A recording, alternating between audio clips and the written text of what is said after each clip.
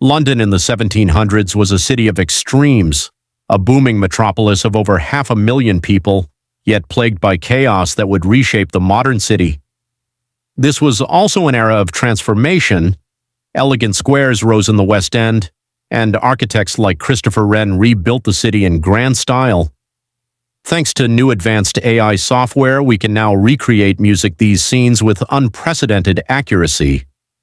By analyzing actual 18th century paintings and engravings, we're able to show how London is likely to have looked, the architecture, streets, people, and atmosphere of the time, allowing us to step back nearly 300 years and experience the city as Londoners once did.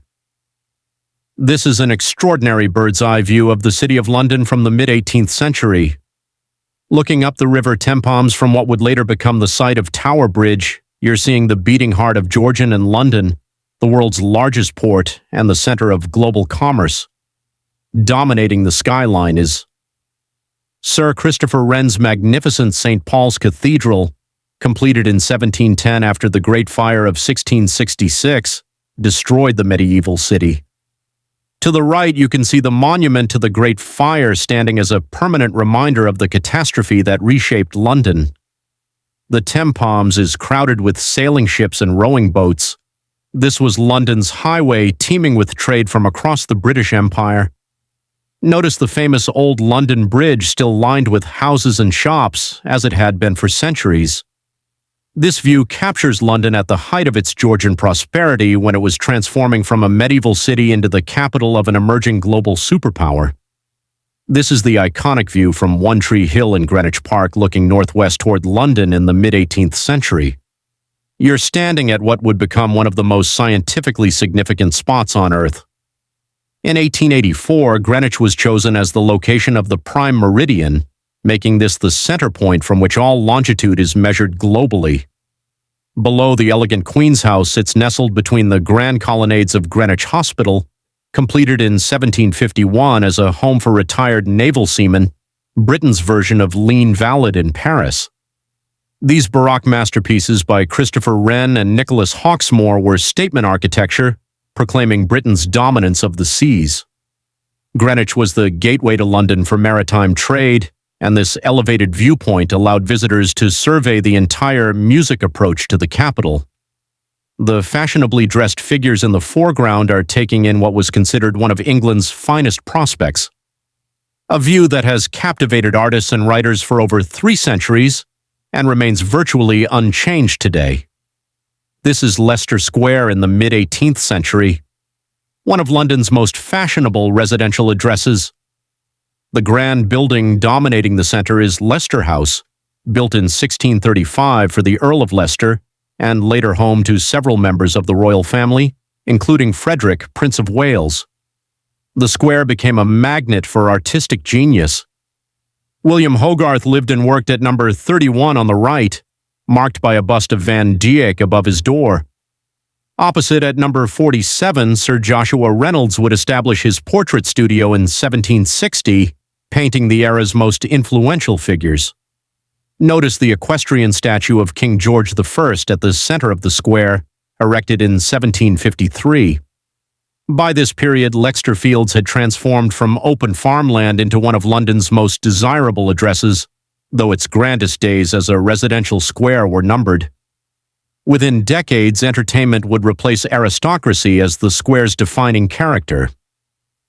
Next, we arrive at the south bank of the Thames, looking across to the Tower of London, Britain's most formidable fortress, seen from the water that once served as both its moat and its highway. For over 700 years, the tower controlled access to the city of London from the river, its imposing stone walls a statement of royal power. The White Tower, the massive Norman keep at the heart of the complex, was built by William the Conqueror starting in 1078, using Carl's stone imported from France. By this period, the tower served multiple roles simultaneously: royal palace, prison, armory, mint, and treasury for the crown jewels. The waterfront you see here was the main entrance for prisoners arriving by barge through Traitor's Gate, including Anne Boleyn and Sir Thomas More before their executions. The various sailing vessels on the Thames remind us this was London's commercial artery, with everything from royal barges to merchant ships passing beneath the tower's watchful gaze. This is the bustling courtyard of the Royal Exchange in the 18th century, where global commerce converged in a single magnificent space. Founded by Sir Thomas Gresham in 1565 and modeled on the Antwerp boars, this was England's first purpose-built trading music centre. Merchants from across the globe gathered in this open-air courtyard twice daily. Trading sessions marked by the ringing of the bell in the tower above. Picture this. Deals being shouted in dozens of languages, the rustle of bills of exchange, the scratch of quills on contracts. The arcaded walkways on multiple levels housed shops selling luxury goods, books, and maps.